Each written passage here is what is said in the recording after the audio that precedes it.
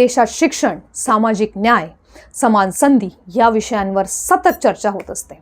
संविधानाने दिलेले अधिकार प्रत्यक्षात प्रत्येक घटकापर्यंत पोहोचणे हीच खरी लोकशाहीची ओळख मानली जाते. मात्र जेव्हा विद्यार्थ्यांनाच आपल्या हक्कासाठी रस्त्यावर उतरायची वेळ येते, तेव्हा सामाजिक व्यवस्थेवर आणि प्रशासकीय कामकाजावर गंभीर प्रश्न निर्माण होतात. असाच एक प्रश्न पुण्यात उपस्थित झाला आहे. सामाजिक न्याय की प्रशासकीय अन्याय? नमस्कार, आपण पाहत आहात महासंगर न्यूज. मी आहे आसावरी.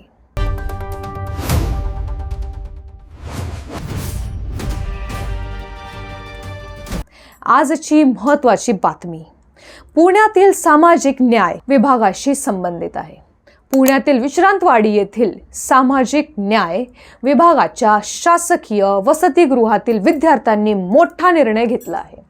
येथील विद्यार्थी आणि आंबेडकर स्टुडंट असोसिएशन यांच्या नेतृत्वाखाली 10 फेब्रुवारी 2026 पासून बेमुदत धरणे आंदोलन सुरू करण्याची घोषणा करण्यात आली आहे. विद्यार्थ्यांच्या म्हणण्यानुसार हे आंदोलन कोणत्याही राजकीय हेतूने नसून सामाजिक न्याय विभागाच्या कथित अपयशी, बेजबाबदार आणि अन्यायकारक धोरणांविरोधातील संवैधानिक आणि लोकशाही मार्गाने केलेला लढा आहे. विद्यार्थ्यांनी काही गंभीर मुद्दे उपस्थित केले आहेत. अनुसूचित जातीतील विविध समाजांवर व्यवस्थात्मक भेदभाव होत असल्याचा आरोप करण्यात येत आहे. शासनाने घेतलेले अनेक निर्णय प्रत्यक्षात अंमलात येत नसल्याचा विद्यार्थ्यांचा दावा आहे.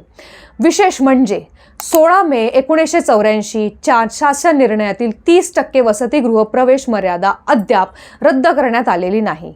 तसेच लोकसंख्येच्या प्रमाणात जातीनिहाय आरक्षण लागू करण्यात आलेले नाही, असा आरोप आंदोलनकर्त्यांनी केला आहे. तसेच बार्टी सारख्या संस्थांमधील योजनांमध्ये समान संधी दिल्या जात नसल्याचा मुद्दाही उपस्थित करण्यात आला आहे.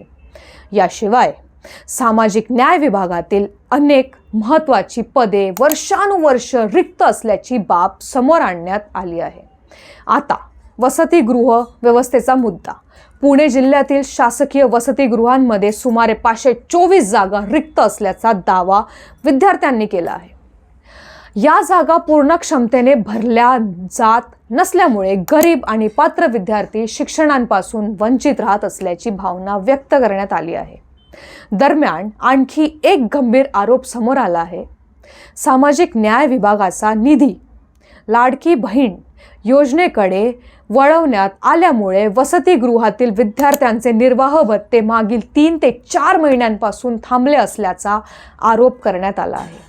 विद्यार्थ्यांच्या मते यामुळे दैनंदिन जीवनावर आणि शिक्षणावर गंभीर परिणाम होत आहे. विद्यार्थ्यांनी सांगितले की या सर्व प्रश्नांवर त्यांनी वेळोवेळी प्रशासनाला निवेदन दिली, मात्र त्याकडे दुर्लक्ष करण्यात आल्यामुळे आता आंदोलनाचा मार्ग स्वीकारण्यात आला आहे. आंदोलनकर्त्यांनी स्पष्ट इशारा दिला आहे की जर शासनाने तात्काळ ठोस आणि लेखी निर्णय घेतला नाही तर आंदोलन संपूर्ण राज्यभर तीव्र करण्यात येईल. या परिस्थितीची सर्व जबाबदारी सामाजिक न्याय विभाग आणि राज्य शासनावर राहील, असा इशाराही देण्यात आला आहे. सध्या संपूर्ण राज्याचे लक्ष आंदोलनाकडे लागले असून शासन या प्रश्नावर कोणती भूमिका घेत आहे हे पाहणं महत्त्वाचं ठरणार आहे. आत्तासाठी इतकेच. अधिक अपडेटसाठी पाहत रहा महासंगार न्यूज. मी आसावरी. धन्यवाद.